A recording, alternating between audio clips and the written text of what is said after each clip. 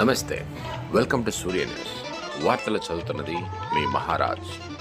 సూర్య దినపత్రిక 19 సంవత్సరాలు పూర్తి చేసుకొని 20 సంవత్సరంలోకి అడుగు పెడుతోంది. సూర్య దినపత్రిక ఎన్నో సంవత్సరాలు మీ యొక్క ఆదరణతో నడుస్తున్నటువంటి ఏకైక దినపత్రిక.